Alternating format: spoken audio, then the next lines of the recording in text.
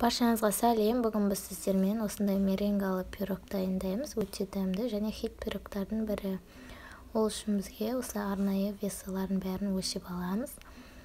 Барлық дұрыс граммдардың барлығын төменге қалдырып кетемін. Менде мында кішкене граммдары өзгертілген.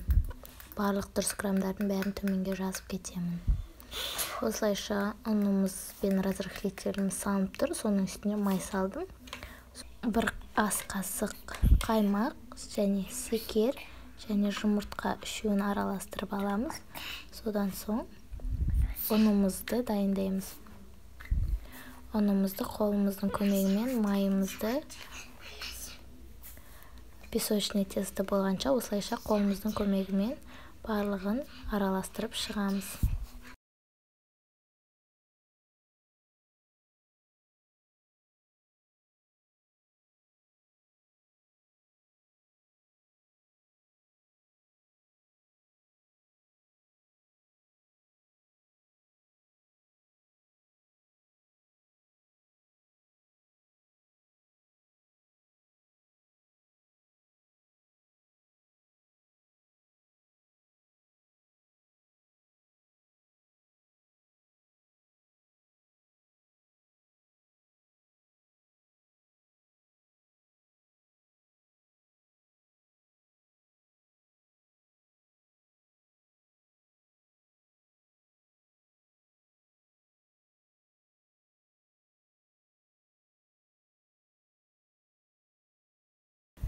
Осылайша екінші ыдысымызға сұйық массаларымызды дайындап аламыз. Оған бір ас қасық қаймақ және секер және жұмыртқа. Жұмыртқаны полный қоссаңыз да болады. Мен тек сары уызын қостым. Осылайша бізде сұйықтау болып шығады. Содан соң ұнымызды қолымыздың көмегімен жаңағыдай песочный тесто жасап аламыз. Содан соң сұйық массамызды салып, барлығын біркелкі қылып араластырамыз. Бізде қолға жауыспайтын жұмсақ қамыр шығуы керек.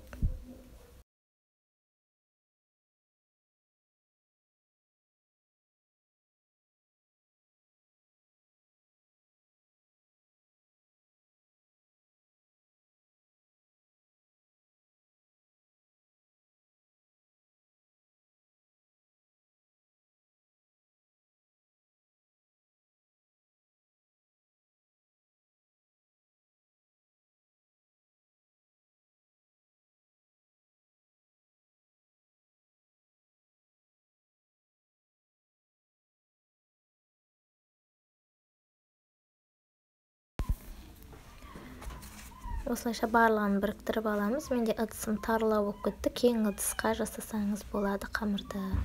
Мінекей осындай жұмсақ қамыр болады. Оны енді целлофанға орап холодильникке 30-40 минутқа қойып қоямыз.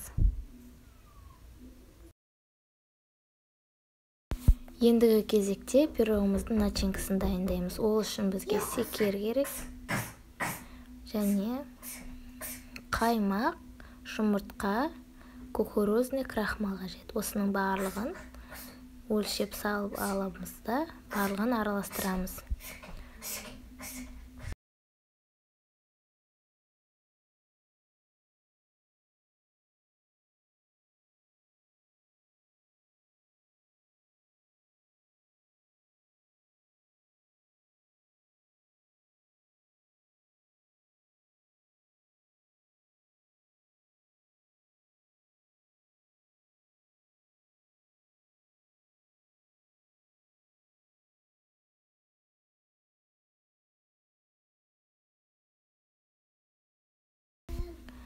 Осылайша жұмыртқамыздың ағын алып қаламыз, сарысын қосамыз начинкамызға.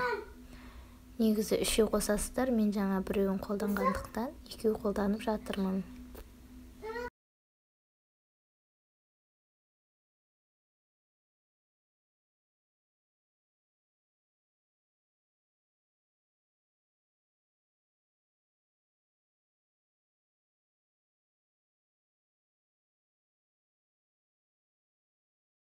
Осылайша начинкаларымызды дайындаймыз да барлығын мұқият араластырамыз біркелкі болғанша. Содан соң холодильниктен тестімізді шығарып, пирогымызды дайындауға кірісеміз. Осылайша қамырымызды оқтаудың көмегімен немесе қолыңыздың көмегімен формаға әдемілеп орнатып аламыз. Мінекей осылай. Содан соң ішіне өзіңіздің қалаған начинкаңызды салсаңыз болады. Начинкамыздың барлығын салып алып, орналастырып, содан соң жаңағы сұйық начинкамызды құйып, қызып тұрған пеште 30-40 минуттай пісіріп аламыз. Духовкамыз әркімде әртүрлі болғандықтан, пирогымызды күйдіріп алмай қарап тұрамыз. Мінекей.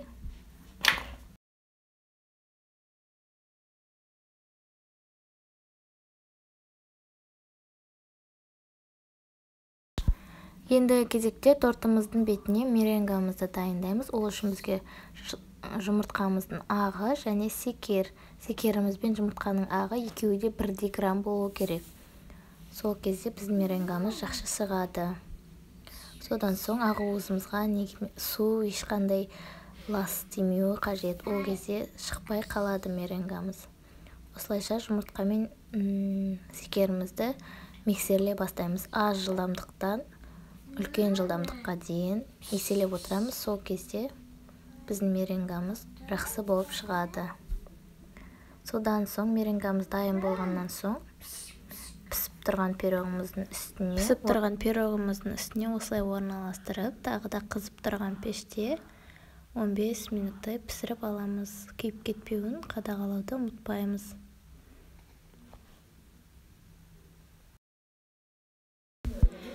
Келесі видеода бұйырса шарлотка пирогын дайындаймыз.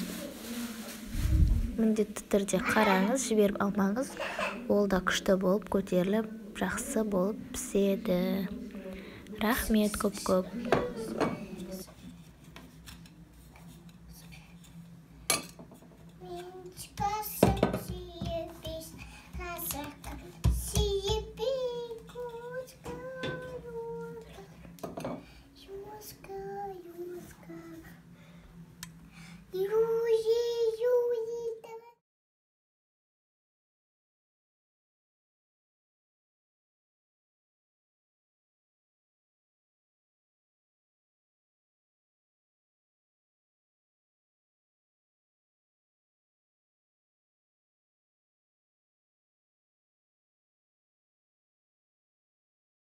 Sim.